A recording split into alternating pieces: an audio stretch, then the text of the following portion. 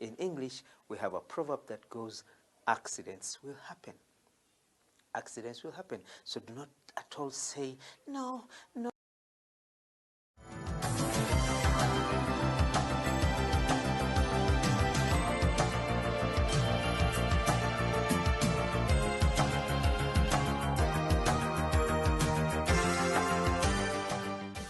Single accident will take place. Accidents will always happen. So if someone hits the roof, then we say, an accident has happened. But then we say, someone should not throw stones. Remember, we talked about a proverb that goes, those who live in glass houses should never throw stones. Okay, so I don't expect anyone to throw stones. So one tree gives you trees, but we have a tree stump. A tree stump, S-T-U-M-P. That part of a tree that remains behind when poor tree has been cut down and the environment has been depleted, has been destroyed, has been disorganized, and then we say that's not good environmental protection. So what remains of a tree that has been cut, the remainder of the tree in the ground is called a tree stump. So one tree stump gives you tree what? Yes, Alinda? Tree stumps. You went to school and you have really attended class. Tree stumps. Stumps of a tree. Do not say trees stumps. No. Tree stumps.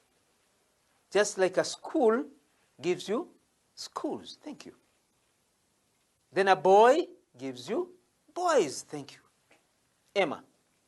A school gives you schools. A boy becomes boys in the plural. Emma, now, I'm still with you. What about schoolboy? More than one schoolboy gives you schoolboys. You went to school. So schoolboys, meaning you are counting the boys who are in school. You are not now counting the schools. No, schoolboy, meaning a boy in school. Schoolgirl, meaning a girl in school. School bag means a bag that is used at school, carrying books and so on, sometimes even some things that we eat, some junk food and so on. Okay? So school bag, a bag that is used at school. So you don't say school's bags. No. We count the bag, which is the last part of that noun. School bag gives you school bags. This is the point? Yes. A farmhouse gives you farm houses. Farm houses. Houses that are located on a farm. However, one farm gives you farms. So we're going to look at that. You're going to see the point that some nouns, when changed from the singular to the plural, change their forms and change their spellings as well. Likewise means similarly. It means in the same way. If someone says likewise, it's one word, likewise, comma, similarly, comma, in the same way, comma, in the same way.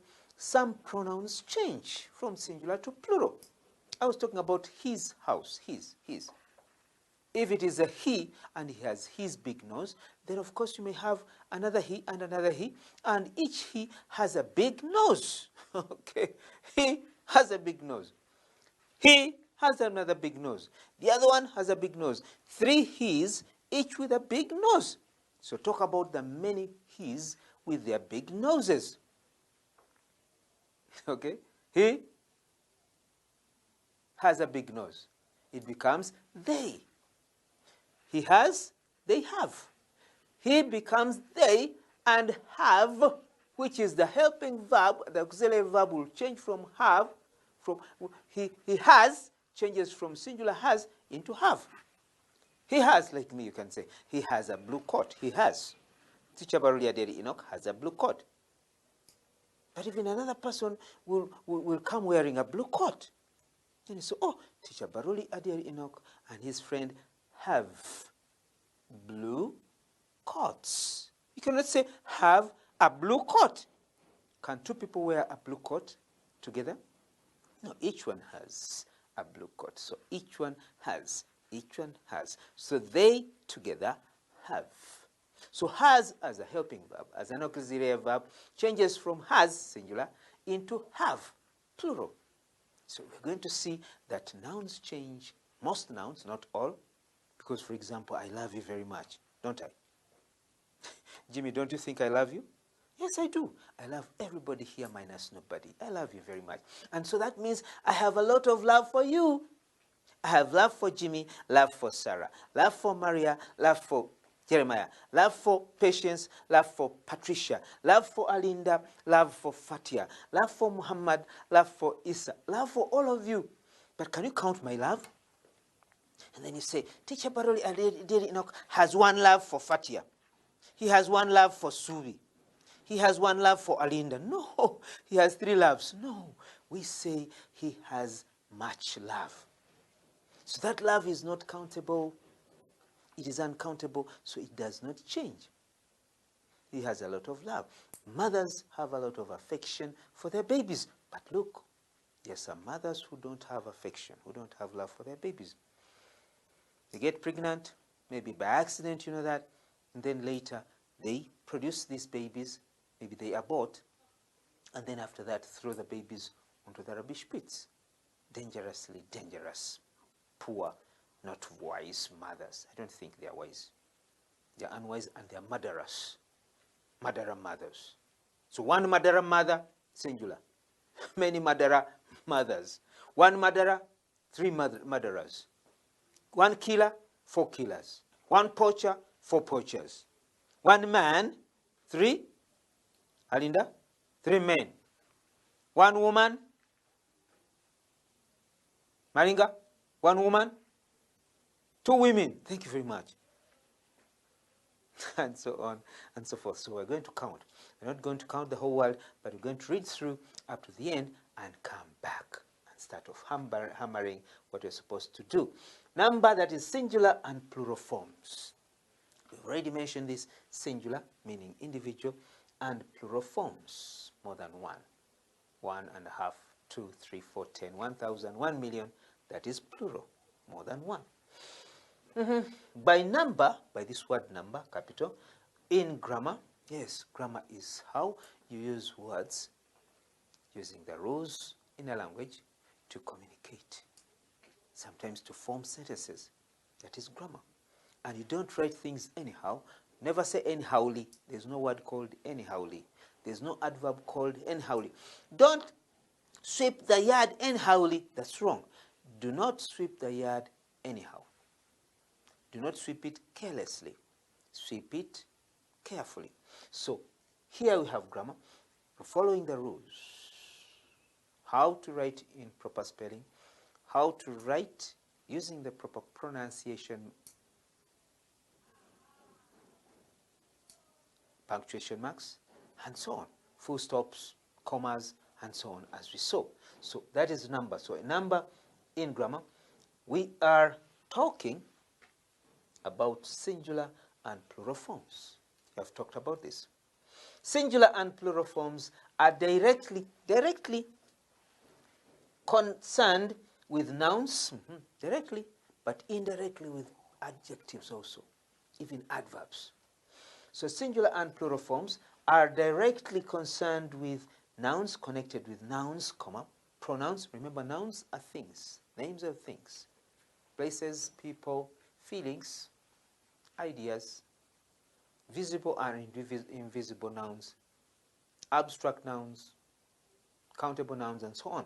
So nouns are things, people, places. Pronouns, those words which can be used instead of nouns. The boys are playing football. The boys, yes, the boys. 1, 2, 3, 4, 10, 20, 2. Those are playing football. 11 the other side and 11 here the same time.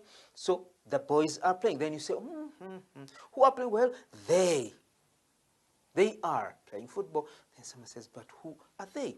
Maybe it is the girls, because nowadays we have girls' football teams. So they is a pronoun which will have to replace the noun, with the noun which is boys. Then main verbs. I am teaching. Teaching is the verb, the main verb. Teach, teach, teach, meaning to teach. That is the infinitive, to teach. So teach is the main verb. But if I say, I am teaching you, you're still going backward.